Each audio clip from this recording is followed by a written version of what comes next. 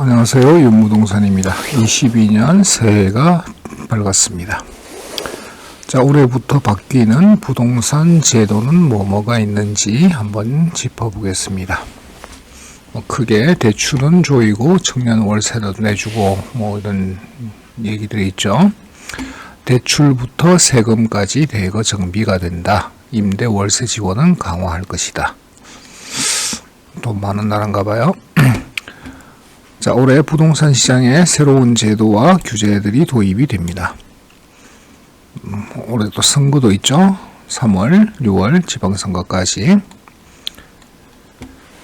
자, 올해는 DSR 총부채 원리금 상환 비율을 비롯한 대출 규제가 새롭게 적용이 되고 1월 1일부터 DSR 규제가 적용이 되죠. 양도소득세, 상속세 등 세제 정비도 이루어집니다. 자, 그래서 달라지는 제도들을 한번 확인해 보겠습니다. 자, 첫 번째 2억 원부터 차주 단위, 빌리는 사람 단위입니다. DSR 확대 적용한다. 1월부터 주택담보대출, 신용대출, 카드론 등을 합한 총 대출액이 2억 원을 초과하면 DSR 2단계 대출 규제 40%가 적용이 됩니다. 60%였던 제2금융권 DSR 기준도 50%로 하향 조정된다. 7월부터는 총 대출액 1억 원 초과 시 DSR 규제로 확대가 됩니다. 대출 가능 금액이 줄어들면서 구매력 감소도 불가피할 것으로 보인다. 그렇죠. 어쩌든 선거 전에 집값을 잡았다라는 말을 하고 싶으니까 대출을 규제해서 수요 억제를 계속하고 있는 겁니다. 자, 두 번째, 입주권 상가주택 양도소득세가 바뀝니다. 자, 자율주택 정비사업, 가로주택 정비사업, 소규모 재개발 사업이 조합은 입주권을 취득할 수 있는 정비사업의 범위와 사업기간 중 거주를 위해 취득한 주택을 양도하면서 1세대 1주택 양도소득세 비과세 대상이 되는 정비사업의 범위에 추가된다. 요건 조금 도움이 되실 겁니다. 그죠? 조합은 입주권을 양도하는 경우 다른 주택이나 조합은 입주권뿐만 아니라 분양권도 보유하지 않아야 양도세 비과세를 적용받을 수 있다. 주택 결국 세금은 좀 더 세게 매기려고 한다라는 얘기가 되겠습니다. 자, 또한 12억 원을 초과하는 고가 상가주택을 처분할 경우 상가주택이라고 하는 것은 상가 일부, 주택 일부가 있는 건데 원래는 주택이 51%가 되면 전체를 주택으로 쳐서 양도세 비과세가 되었습니다. 자, 그런데 올해부터는 12억 원 이하 상가주택은 주택면적이 상가면적보다 크면 주택으로 인정해서 비과세가 적용이 되었는데요. 주택의 부수토지 범위도 기존 도시지역 내에서 주택 정착면적의 5배까지 인정하던 것을 수도권 도시지역 내 주거, 상업지역, 공업지역은 3배로 축소가 됩니다. 자, 그래서 표로 작성을 해놨는데요. 자, 양도소득세, 조합원 입주권 취득 대상 및 대체주택 양도세 비과세 대상의 정비사업 범위가 확대가 된다. 그러니까 대체주택이라고 하는 것은 정비사업을 하고 있는 그 동안에 전세를 살지 않고, 전월세를 살지 않고 주택을 샀다가 개발이 끝나서 다시 입주할 때 들어갈 수 있는 그 조합원 입주권을 가지고 있을 때 집을 한 채 사서 그 사업 기간 동안 살 수 있는 걸 대체주택이라고 얘기합니다. 자, 조합원 입주권 양도소득세 비과세 요건을 정비하고요. 상가주택, 주택 부분만 양도소득세 비과세를 적용한다.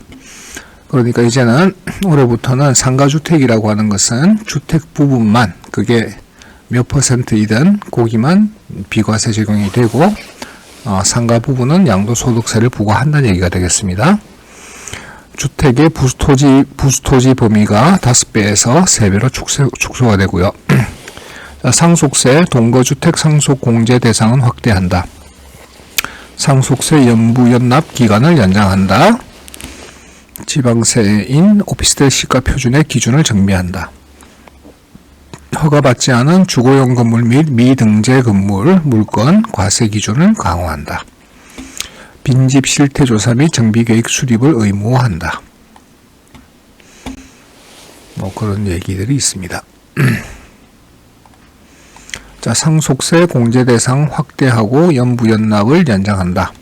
피상속인과 10년 이상 계속 하나의 주택에서 동거한 경우 상속주택가액의 전부 6억 원 한도를 공제받을 수 있는 상속인의 범위가 종전에는 직계비속이었으나 2022년부터는 직계비속의 배우자까지 확대가 됩니다. 상속인의 납세 부담 완화를 위해 연부연납 기간도 기존 5년에서 10년까지로 연장이 됩니다. 자, 미허가 주거용 건물 및 미등재 물건 과세를 강화한다. 건축물에서 허가를 받지 않거나 사용 승인을 받지 않고 주거용으로 사용하는 면적이 전체 건축물 면적의 50% 이상인 경우 건축물 전체를 주택으로 보지 않고 그에 딸린 부속토지는 종합합산과세 대상 토지로 간주한다. 재산세 과세 대상 물건이 토지대장, 건축물대장에 등재되지 않았거나 현황과 다른 경우 사실상의 현황에 따라 재산세를 부과한다. 미등기 건물도 이제 재산세가 나온다라는 얘기가 되겠죠. 자, 보정보 미가입한 임대사업자 등록을 말소한다. 임대사업자가 등록이 말소가 되면 저가의 임대를 받으시는 분들이 피해를 보게 될 텐데요. 자, 외국인 임대사업자 등록 관리를 강화하겠다. 뭐 그런 내용이 있고요. 통합 공공임대주택 다자녀 기준을 2자녀로 변경한다. 임대주택에 들어가시는 분들이 그렇게 많지는 않아서 그렇고요. 자, 소규모 공공재건축 용적률을 완화시켜준다. 도심 내 신속한 주택 공급을 위해 200가구 미만의 노후주택단지 주거 환경을 개선하는 소규모 재건축 사업 인센티브가 강화됩니다. 이건 이제 공급을 조금 빨리 늘릴 수 있는 방법이 되겠죠.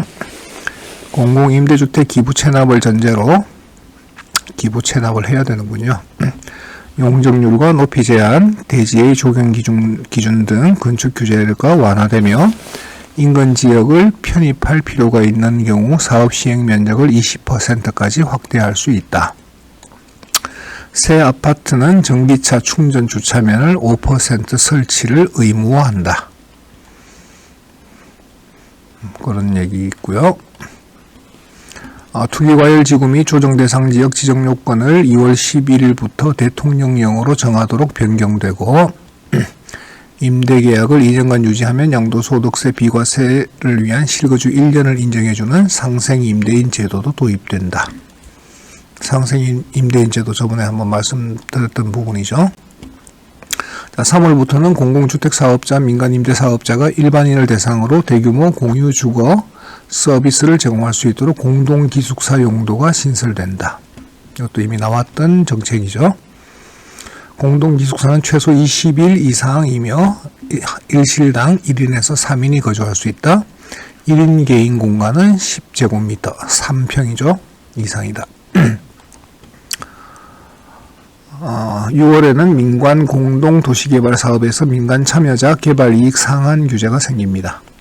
대통령령입니다. 그러니까 법령보다 하위 개념이죠.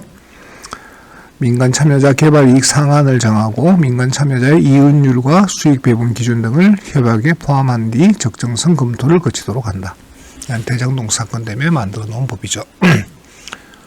자, 무주택 청년에게 월세 20만 원을 1년 동안 지원해주는 청년 월세 지원 사업도 2022년 상반기 시행된다. 청년들이 그냥 원하는 대로 살 수 있도록 환경을 만들어주는 게 좋지 않을까요? 모르겠습니다만. 자, 지원을 받아도 내야 할 월세가 남았다면 20만 원까지 무이자 대출을 해준다. 무이자 대출. 안 받으면 바보겠네요. 초과 금액은 연 1% 수준으로 대출해준다. 청년이 계급인 나라네요. 자, 지원 대상은 독립거주 무주택 청년으로 본인 소득이 중위소득 60% 이하면서 원가구 소득이 중위소득 100% 이하여야 한다. 뭐 그런 얘기들이 있습니다. 자, 7월에는 아파트 층간소음 사후 확인 제도가 도입된다. 완충제 자체의 소음 차단 성능을 평가하는 사전 인정 제도가 폐지되고요. 지자체가 단지별로 5%를 선정해 성능을 측정하고 개선 공고를 하게 되며 공고 무시하면 성능 미달 사실을 공표한다. 뭐 그런 얘기입니다. 7월부터는 지역가입자 건강보험료를 산정할 때 대통령령으로 정한 기준 이하의 주택을 실거주 목적으로 매입하거나 임차를 위해 받은 대출금은 제외할 예정이다. 기준이 자, 현재는 공시가격 5억 원, 대출금 2억 원 아파트의 경우 5억 원의 60%인 3억 원을 가세 표준으로 해 지역 건보료를 산출하지만 향후에는 대출금 2억 원을 제외한 1억 원만 과세 표준이 된다. 줄어들지 모르겠습니다만, 자, 2022년부터 일단 바뀌는 부동산 제도에 관해서 간략하게 살펴보셨습니다. 대출은 줄어들겠고요. 세금, 상가주택에 대한 세금은 늘어날 것 같고요. 입주권에 대한 혜택과 규제가 동시에 진행될 것 같습니다.